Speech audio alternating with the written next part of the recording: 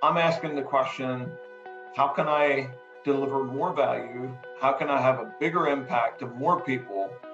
And I know that if I do that well, Hmm. if I do that really, really well, I'll never have to worry about the money.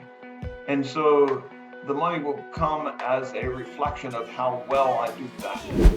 Tim is one of the most authentic and genuine people I've ever met. Sincerely believe he's coming from a position of giving, and that means a lot. You're going to make huge progress. Welcome, everybody, to today's Capital Raising Show. I'm your host, Tim Mai. We have an amazing guest on the line with us today, Mr. Dave Zook. Dave is a successful business owner, syndicator, investment and tax strategist. He has raised over $800 million and currently has over $700 million in asset under management, which includes large institutional grade self-storage facilities, Tommy's Express car washes, and energy investments. Dave and his team at the Real Asset Investor is one of the top 5 ATM fund operators in the country, and they provide investment opportunities for their ATM, their self-storage, car wash, and various funds for cash flow, tax impact, and equity growth. Dave is an early investor in Bitcoin and digital assets and currently has an advisory role at the Off the Chain Capital, which is one of the top performing funds in the world for the last 5 years. Dave and his wife, Susan, along with their 4 children, live in Lancaster, Pennsylvania. So let's welcome Mr. Dave Zook. Woo-hoo! Hey, thanks, guys. Thanks for having me. I'm looking forward to it. Yeah, definitely. When I told we had Michael Guthrie on last week, and when he heard that I was having you on, he was like, yeah, Dave, Dave is one of the top ATM operators, and raises a lot of money for that side of the business as well. So super glad for us to connect here. So Dave, you can share with everybody a little bit of your story and how you got into this commercial real estate syndication space. Yeah, so I was actually just kind of putting a bio together for another project, and kind of going over sort of the last 10-15 years, and really I didn't start out thinking that I was going to be a syndicator. I started out, I had a tax problem. I had built several businesses. Our family business is in modular buildings, and so my dad bought a business the year I was born, and then I started several businesses, founded several businesses, partnered with some guys, primarily around modular buildings, and some of those businesses started doing really well, and I ended up with a $500,000 a year tax bill. And so I approached real estate through that door, and really I had a need. I needed a tax protection vehicle, and I started investing in multifamily apartment buildings, and I bought several hundred units of my own, and what happens to so many of us, I ran out of my own cash. And so I tapped into my dad and my brothers, my family, my immediate family, and of course I had the relationships set up. I had the broker, I had the property manager, I was all set up, and so we did another deal, and it was with just my family, my dad and my brothers, and then another property came up, and this is 2013, 2014. I mean, this is like a lot of low-hanging fruit. I mean, it was easy in the multifamily apartment buildings. Looking back, there was lots of great deals out there, deals that cash flowed, and so it was there was no reason to stop, and so once I tapped out my dad and my brothers, I reached out to some friends, and of course I've been in Lancaster County. I've been in business in Lancaster County, since I was a teenager, and so I very deep relationships in this area, and so I tapped into some business associates, and we went off and did another deal, and then of course they wanted to come back. It sort of grew organically, and so I became a syndicator.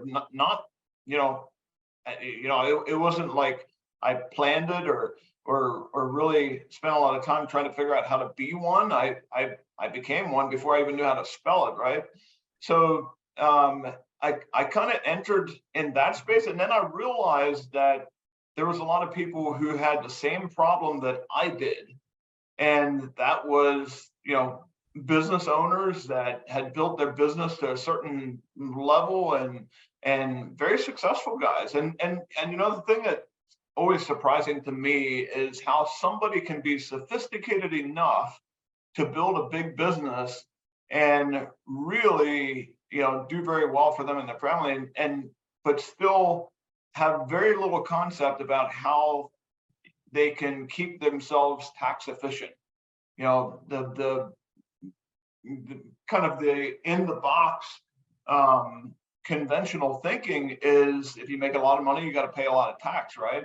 And so those were people in my network, in my community, in my sphere of influence that had that mindset. So I figured out that there's a lot of people like me that I could turn around and help once I kind of cracked the code on it. And so that really amplified my business and my syndication, kind of my influence in the syndication world. And it's just grown a lot since then. That's awesome. So with that being your background into this space of having that tax problem, I can see why you position yourself and call yourself a tax strategist, right? And so, in terms of raising money, when it comes to raising money, do you go after a lot of business owners then? Because they're probably the ones with the most tax burden. That's definitely, when I look at my right now we have approaching 2,000 investors, and when I look at most of those investors, I mean, you're talking medical professionals, dentists, doctors, small business owners. I mean, and there's some professional athletes and coaches and that kind of those kind of guys, but mostly just small business owners, high paid professionals, doctors, dentists, those kind of guys. And most of my business today comes from repeat and referral investors. We're always growing our investor base, but most of our business, a big chunk of our business comes from repeat and referral business. And today, one of the shortcuts, and this can be something that you guys can take note on, practice on, work it into your business model, whatever. But we get a lot of CPAs, wealth management, family office. We get a lot of that today where, a CPA will reach out to me and say, hey, I got a client that's having a liquidity event. He's going to have a serious tax problem. What do you got? Can you help? And so we get this kind of strategic relationship going on with, a CPA or a wealth management firm or a family office, something that comes to me with a client. So we get a lot of that going on. So I'm not out really. I mean, I get on programs like this. Thanks for the invite. I love this kind of stuff where I can educate and hang around other people that are doing what I'm doing, and that's always good. But and I get to speak on quite a few podcasts, and then I do a few live events, but I'm really not pursuing too much at this point in time. There's a lot of people that are coming in sort of organically. That's awesome. With the like you mentioned, the CPAs, the wealth advisors reaching out to you to regarding their clients, is that because of your they already know you, or because of your marketing? Would you say that especially with your title being a tax strategist, that is attracting them? What do you think is the main I guess thing that allowed that to happen? So oftentimes it's not marketing, even though I do a lot of marketing in some of my other businesses. That's what I like to do. Although you could say, you could call speaking a live event or coming on to an event, program like this, you could call that marketing, right? But it's more often we get into a CPA firm and it starts at the client level first. And then of course we have this relationship with this CPA's client and we start delivering, 100% bonus depreciation and the CPA can see what's going on under the hood and can see what we've been delivering to their clients. And after that happens, to 4 or 5, 10, 15, 20 of their clients, they start paying attention and then they'll bring some of their other clients over to us. So it kind of starts at the investor level first. I've found if I have a great relationship with the investor, that's where it starts. I don't start at the CPA level and market to the CPA and try to get the CPA to bring me these clients. I start with the client, and then the CPA, gets introduced to me through his client, or he's just paying attention and he sees what's going on, and he'll reach out to me. That's really good. I like that.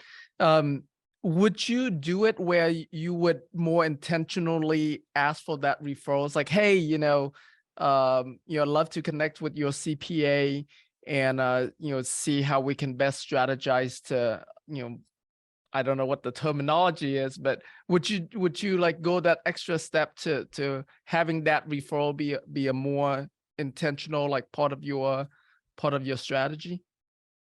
Normally not, unless there is a liquidity event or some kind of a big deal going on with an investor. And sometimes I'll even bring my CPA to a conversation like that. I'll give you an example. 2 or 3 weeks ago, I was having a conversation with young, late 20-something, maybe early 30s. Early 30s is probably a stretch, but late 20-somethings, had a software company, sold 30% of it for $42 million. And this is, 2 or 3 weeks prior to year end, and the deal had already happened. Oh, wow. And so he was just getting introduced to me through a friend of his, and and a lot of it happens through that tax door. His friend knew about his liquidity event, and now he's on the hook for somewhere around $8 million. But don't worry about him; he can afford it. He just sold his company for $40 million, but even long-term capital gains, it's he's looking at an $8 million tax bill. And so he brought this guy on, introduced us. I actually had a conversation with him, and then I brought my CPA to the table to just talk through some things, see how the entity was set up, see how the sale took place. There's all kinds of things to look at and look for. So I do this quite a lot. And of course, I got one of the best CPAs in the country. And, after, engaging with him on a daily and weekly basis, and then sitting with him through, client matters like that, and investors with liquidity events, you can't help, this stuff can't help but rub off, right? So I can hold my own with the best CPAs in the country. And oftentimes I don't need to bring my CPA on. In this case, I did, just because it was a business sale and there's entities involved, and wanted to know, kind of if there was anything sort of last minute ditch effort to help out. But that is a service that I offer on occasions like that. If it's somebody that wants to invest 100 grand, not so much. But in that case, they're talking to my team. When I get involved is when there's some kind of a little bit more complicated, bigger transactions, liquidity events, that kind of stuff. Gotcha. But I got a great team, and they can, they've got a great team of guys, and they can walk our clients through, a lot of the normal stuff. And then once it gets, a little bit more complicated, a little more complex, that's when I get involved. And then when it gets really complex, and I bring my CPA involved, and we work on it as a team together. Right. I love that. So share with us, regarding your early raises and what some of your challenges were back then. So once you got past your dad and your brother, I think, once you get past your family, and you share with us one of your stories about one of your early raises that you had a lot of challenges, and what have you been doing now to overcome that? Well, I think for me, I had to get out of my own way. I wasn't known in my community or by any of my business peers as an investor. Even though I had been an investor, since my early teens, I kept kind of quiet about that. Mhm. I was pretty private with that. I was quiet about it. I didn't make a lot of noise about what I was doing in the investment world. They knew me and saw me as a modular building guy. That was the family business. I was very involved in that. I had started some other businesses around modular buildings. So I was a modular building guy. When I ventured into the space and started, taking my investing and going to the next level and really getting to the point where I was now making a business and a career out of it, I had to tell myself in those first couple of deals, I had to get out of my own way. I had to tell myself that it doesn't matter that they don't see me as that, and they never seen me as that. One of the things that helped me was, I told you in the beginning of the show that I bought a couple hundred units of my own with my own cash before I started syndicating. One of the things that really helped was I was able to point at that. I was able to show real life models of what I was doing and how it was working, and then really just invite them along. It wasn't something that I was going to try out this brand new venture with their money. It was something I had the team set up, I had the infrastructure set up, I had a working model. I could tell them exactly how it was working. So that was a giant shortcut for me. And then it sort of just started slowly and grew organically and word of mouth. I guess one of the early deals that I did was there was a local farmer who was selling his farm for real premium. So we didn't even know each other, but I had heard about the deal. I knew where he lived, and so I went to see him. And this was like way out of my comfort zone. But I went to see him, and we started talking about the farm sale and how he's going to have a real tax problem. And, the farm was willed down from his dad, and so his basis in the farm was almost zero. So he was going to get taxed on a $6 million gain. And so I offered to help him with it. I was familiar enough with 1031s, had done some of my own. I was familiar enough with the details that I could, kind of talk him through it. But then I also connected him with, kind of the 1031 guy in Lancaster. And we walked him through that and helped him, move that money around into some multifamily apartments and come out of that in a really good place from a tax perspective. And I'm still working with that guy. We've invested in a whole bunch of stuff since then together. And so really just approaching it from that angle where you're going in and really providing a lot of value and service Right. to an investor and help them out. That's how I got momentum quickly. I see. Okay. Yeah, it sounds like, helping them with tax issues seems to be a big theme for you. So someone like our folks listening in right now, let's say if they're starting out new, how can they best position themselves as such, tax expert, or perhaps positioning themselves along with a CPA of some sort? Like, how would you recommend them to go about that, so that way more and more people who have a big tax burden to come to them and ask them for advice? Well, so first, if you're looking to really get momentum in this business, you got to find out what's important to them. And this doesn't just have to do with the syndication business. This has to do with sales in general. This has to do with business in general. It's like you go to the market, and if you add massive value, if you add value and seek to add value first, that is going to get you the sale much quicker than if you just go in there and try to get your deal funded. because at the end of the day, it's not about you. Your investor, I hate to break this to you, but he doesn't really care about you. He cares about him or her. And so if you can find that need for them, that's a great place to start. And maybe it's not tax. Maybe they're looking to get out of their, maybe they're looking to get out of the daily grind. Maybe you teach them how to build passive streams of income. And one of the goals, one of the things I teach, and one of the goals for any human being on the planet, I believe, should be to have your passive income exceed your ordinary income. Mhm. So if you get a $200,000 job, you got a $500,000 job, you got $1 million job, whatever, your goal should be to have your passive income exceed your ordinary income.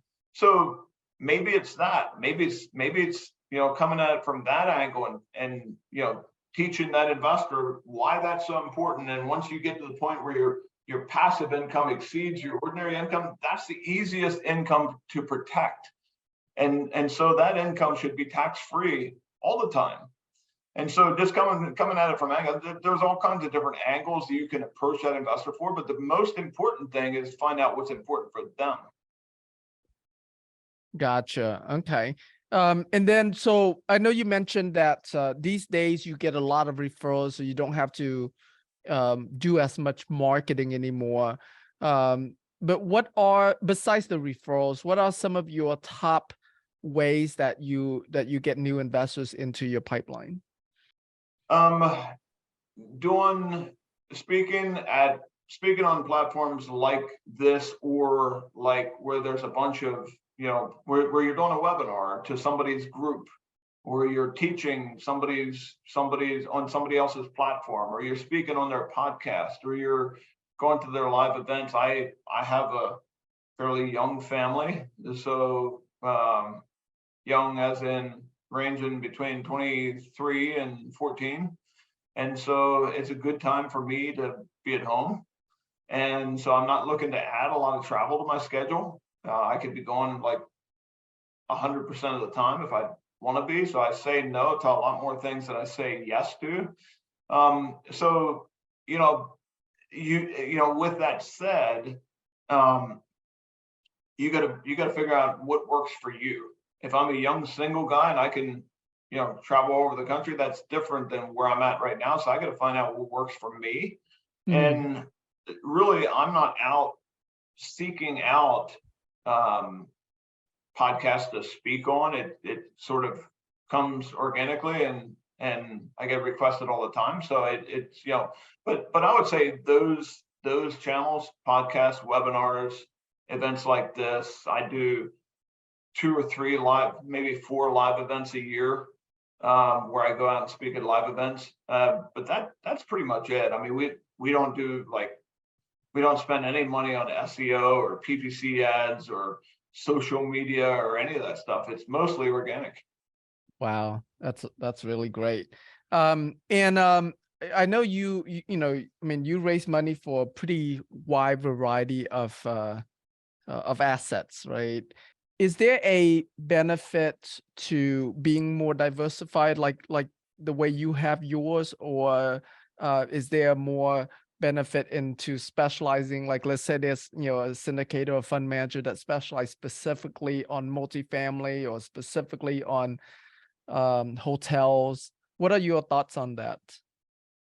So you could make the argument, and you could probably make a convincing argument on either one of those, because the thought would be, you want to do business with the best multifamily guy out there.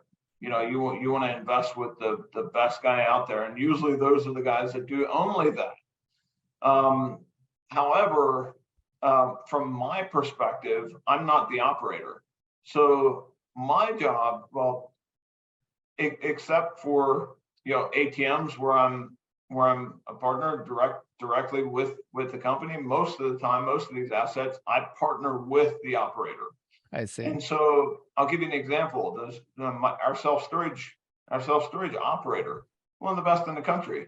Well, early on, when I was kind of interviewing him and trying to figure out, this was a long time ago, trying to figure out, is this the group that I want to do business with? I knew I wanted exposure to self-storage, but I wasn't sure who I wanted to do business with. And after talking to a whole bunch of their investors, after talking to a bunch of people that had done business with them, I decided to go with them.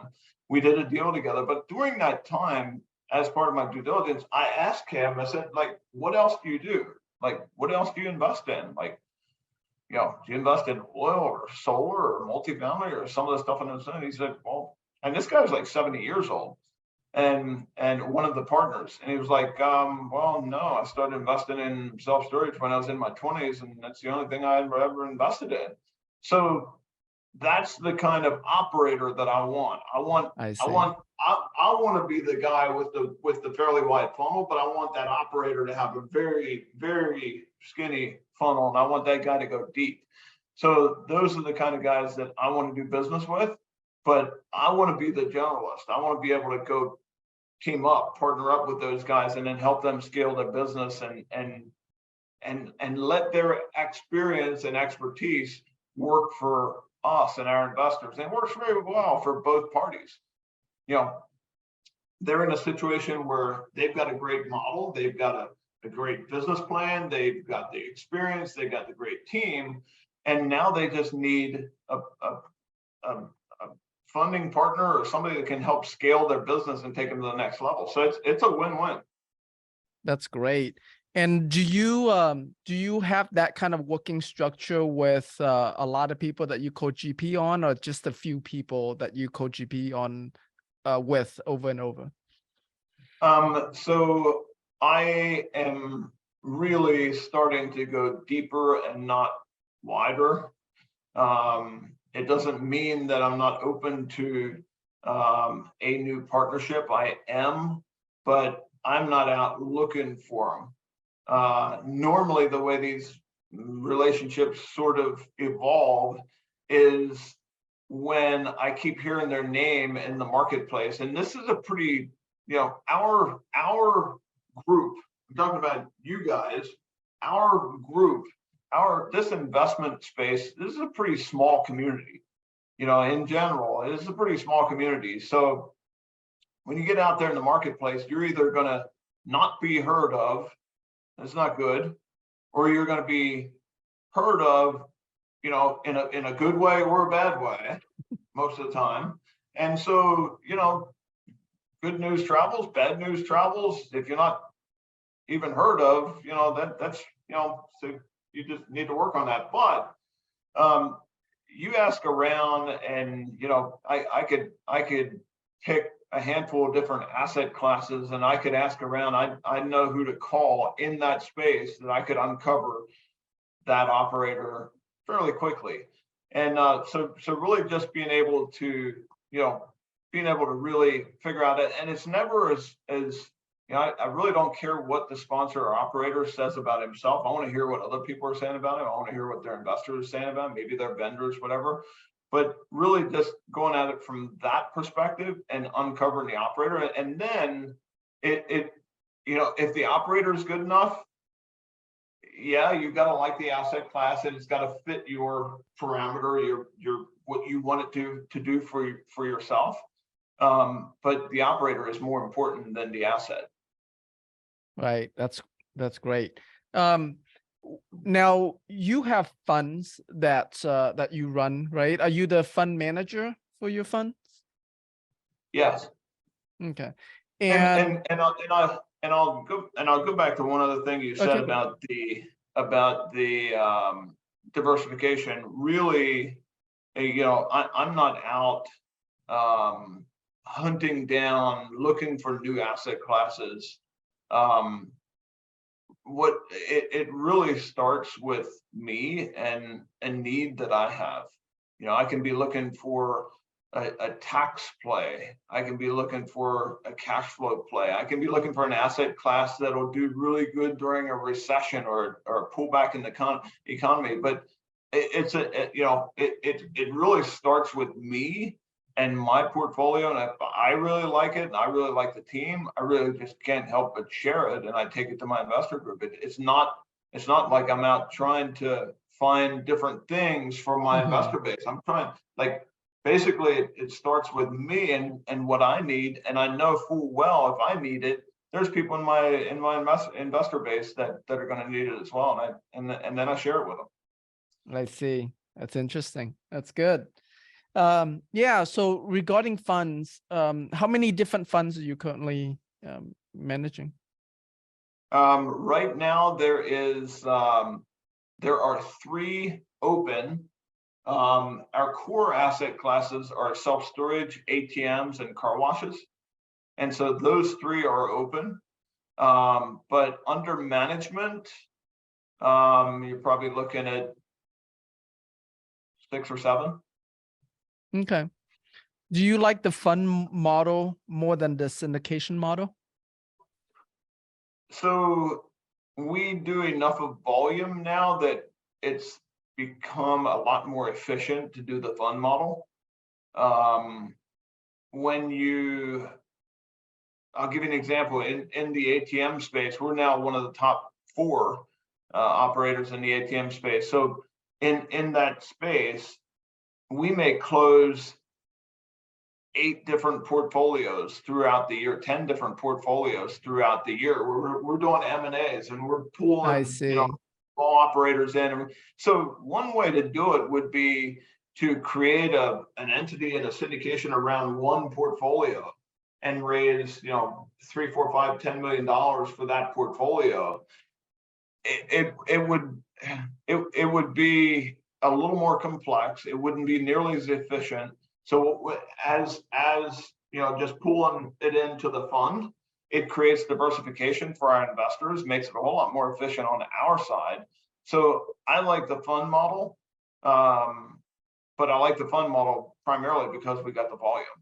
Right. When I started out, I was doing one multifamily deal, all by itself, PPM for that deal. And as we sort of scaled the business and got volume, that's when I kind of migrated toward the fund. I see. Okay. And would you say that that's probably a similar path to how you would recommend others do it? Like start out doing syndications, and then as they get volume, they might consider moving into a fund model? It depends. It depends on your operator. It depends on your investors. It depends on kind of how well you've built your reputation for the investors. I know there's sort of 3 different levels or tiers to this. I think you can do the single asset, and then you can rule several different assets together in that same category. Let's say there's multifamily or self-storage, whatever, and then you could do that. So one level single asset, the next level is a fund with several assets in it of the same kind, and then the next one is sort of the blind fund. When you get to the blind fund, you're really going to have a strong investor network and a strong reputation in the marketplace. I would not recommend starting out with the blind fund. I see. I believe I was able to get momentum quickly because I was able to show what I was doing personally with individual properties, and then start kind of building on that story. I could have probably started a fund at that point and said, look, we're just going to do 5, 6, 8 different multifamily deals. But I didn't have the reputation in the space. I had a good business reputation, but I didn't have a reputation in the multifamily space. So I was pretty new in the space, and I felt like for me that was the right thing to do. But it depends. Right. Okay. What are some of your favorite tools? Whether the software tools or other kind of tools that you use in your business? So I'm a pretty simple guy. I have a team that is a lot more sophisticated than I am. In fact, somebody reached out to me just the other day and said, "Hey, do you have I forget what he called it. It was like some kind of sounded really complicated, like an Excel spreadsheet with the ROI calculator built into it, so you can do this or whatever." I was like, no, my thing like that is, I told him the guy's name in my office, and he's not for sale. So I mean, I got my team that's very confident and pretty tech savvy. We use a portal called Juniper Square, and it's pretty well known in the fund space. But that's really, we've only been using that for the last less than 2 years, and that's really been a tool that we've been able to use to operate a lot more efficiently, a lot more professionally. Just really been able to leverage that technology. I see. Okay. What about in terms of on the investor relations side? Do you do any kind of physical newsletters or anything like that? Yeah. So, well, actually, you know what? There are a couple more. We use MailChimp, pretty common in the newsletter space. We use MailChimp to send out the stuff. But one other thing we use that's been working very well for us was Smartsheets. Smartsheets allows you to kind of track your investors and track their, you can have 20 different steps or 10 different steps. You got your investor and you got your information and you got you can check off whether you sent the documents. You can tell we got the documents back fully executed and if the wire was sent or not. It's just a whole bunch of, just really helps keep you organized, and you can share it. Give your whole team access to it. So between Juniper Square, Smartsheets, those are kind of the primary ones.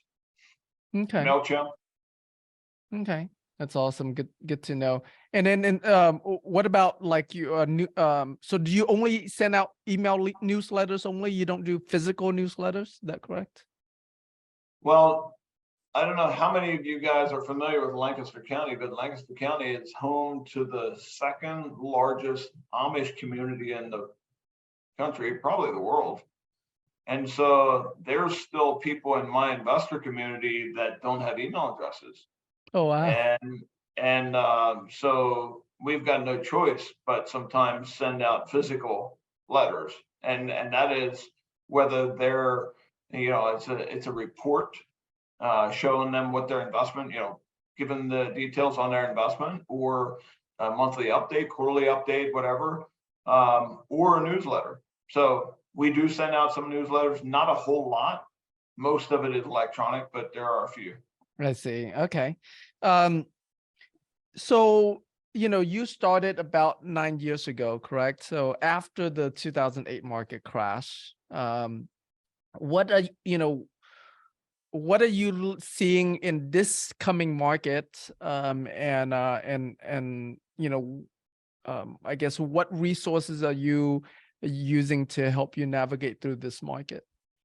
So I believe, and I've just had this conversation with some guys recently. I believe that asset prices aren't truly reflective on what's going on in the market yet. I think you're going to see some buying opportunities in the next 6 to 12 months that will be better than they are today. I believe you'll have a seller who's a little bit better programmed to know what their actual value is than they are today. And that could be a number of different things, but the most glaringly obvious is interest rates. And so I believe that there's going to be some better opportunities in the next 6 to 12 months than there are today, just because asset prices and the sellers aren't truly reflective of what's going on in the market. And I think that time will come. But in terms of, I'm always reading, I'm listening to, webinars, podcasts, and, I can tap into some pretty prominent figures in the space and sort of any space that I want to go to, and study up on a specific project or what's going on in the economy or whatever. So I got pretty good access, but I'm always reading, learning, listening, looking for clues. It's like digging for gold, right? Just always trying to uncover and get a little bit of tidbit of information about where we are and tap into other people's brain space. I say yes. Now you have raised, I mean, you're probably one of the ones that raised the most amount of money out of all the people I've interviewed so far. Over $800 million. What would you say is your average check writer size? That has definitely increased over the years. If I were to guess, this is a wild guess, but I'm going to go out on a limb and I'm going to say average between 250 and 350,000. Yeah. Okay. Yeah, that's definitely on the higher end for sure. I think 150, generally is more common. So do you do anything different to target bigger check writers? Not specific, not intentionally, but we did provide leverage. There's banks now that have fully vetted us in the ATM space, and they're providing leverage at 75% to get into our ATM investment opportunity. So when you do that, that's gonna increase the size of the check, because you're giving an investor 4 times the buying power, right? So that's definitely going to help. We've had conversations. In fact, we've had conversations just recently about who is it that we want to serve here at our company. Who is it that we want to serve? And so we're looking at, okay, who is that for us? Do we take that up a step and reach the next level of wealth? And if that is our goal, what does that mean? What do we have to do, or what do we have to become to be that? And so one of the things that we talked about is maybe we take that minimum investment from 100,000 to 200,000. But again, it has to do with scale.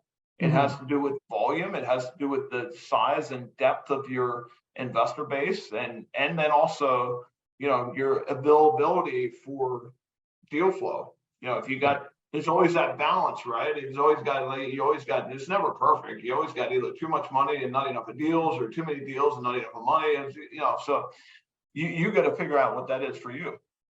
Right. Okay. What are your goals? I mean, is there a certain amount of assets you're trying to get to, or what's your big grand goal? So we're hitting on some stuff that we just talked about here at the end of the year. I was talking to my COO last Friday, right, New Year's Eve, and we were wrapping up, and so we were talking about some of this stuff. But I told him I never started out the year thinking that focused on, oh, I want to make this much money, or I want to raise this much money. It's always, for me, I'm asking the question, how can I deliver more value? How can I have a bigger impact to more people?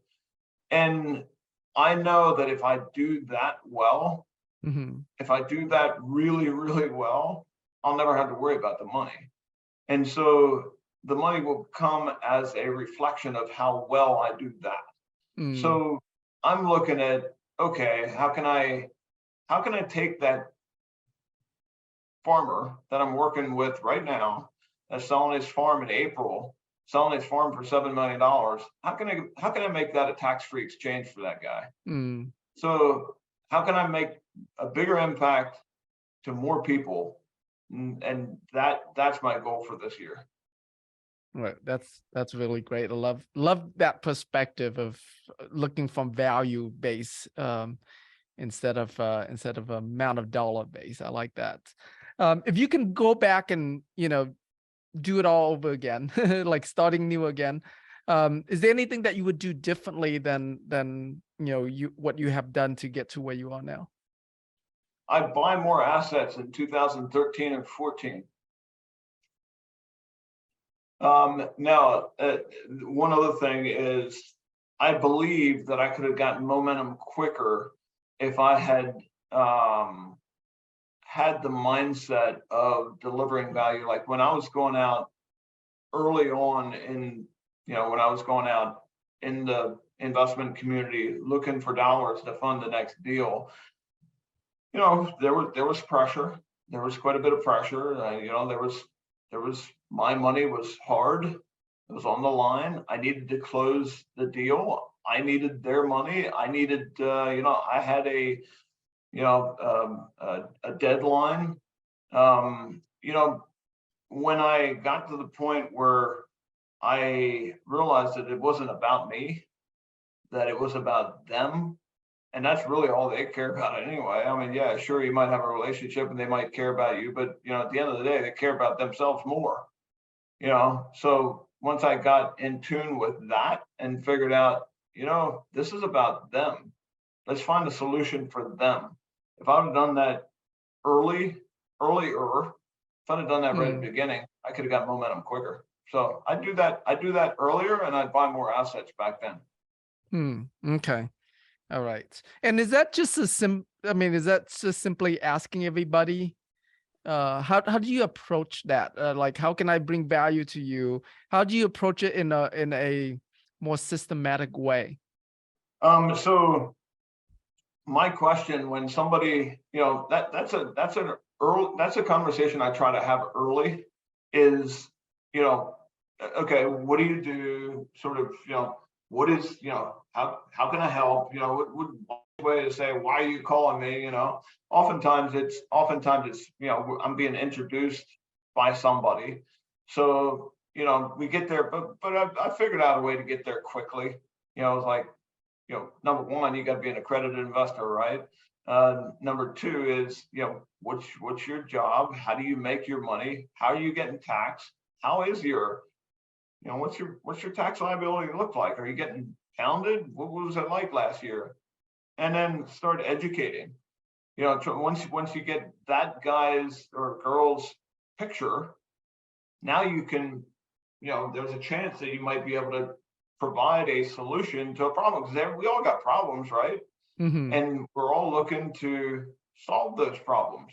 So if you come to me and you got a solution to my problem, that's going to be a giant shortcut, right?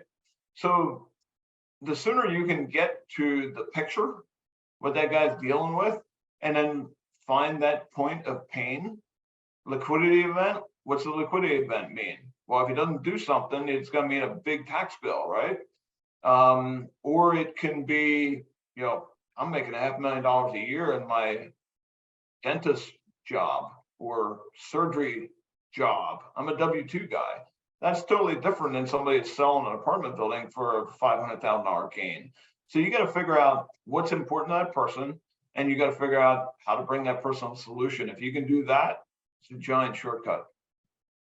Gotcha. But as far as the conversation, I just go straight to the source. I was like, hey, what's the problem? How can I help? What's your tax liability? How much money you make? And some of those are, sensitive questions from folks, but I figure that if they're not open enough and willing enough to share that, then they're probably not serious enough about it. If they don't trust me enough to tell me what their situation is, we're probably not a good fit anyway. But no, I'm right out and blunt. I ask the question. The quicker they tell me the story, the better I can get to this. The quicker I can get to the potential solution. Right. I like that.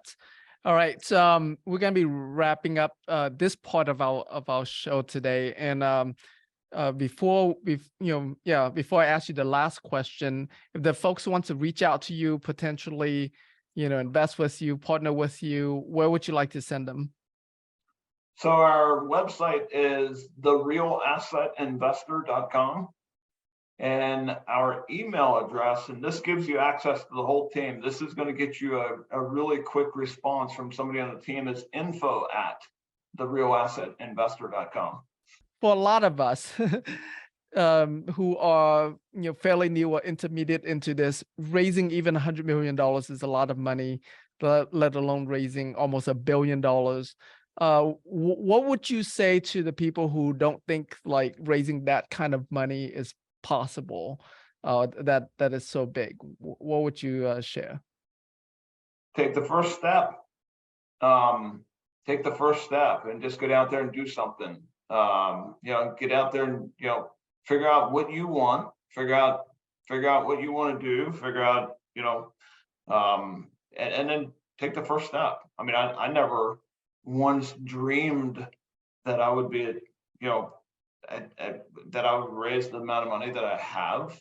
I thought that if I could just get to 3 million or 5 million, I would be thrilled beyond anything. And that seemed like a stretch, but take the first step. Once you get to the point where you start delivering results for your investors, you'll get momentum quickly. And it'll have to do with, I tell my kids this all the time, the size of your success, the size of your net worth, the size of, the amount of money you get paid, is in direct proportion to either the size of the problem you get to solve or the amount of problems you get to solve. So you can go deep or wide, either one, but it's all about solving problems. If you want to get paid a lot, solve big problems or solve a whole bunch of them. I mean, look at, I bet 90% of the people, I bet 80% of the people on this platform right now have an Apple product either on them or somewhere real close by, right? So, what did Apple do?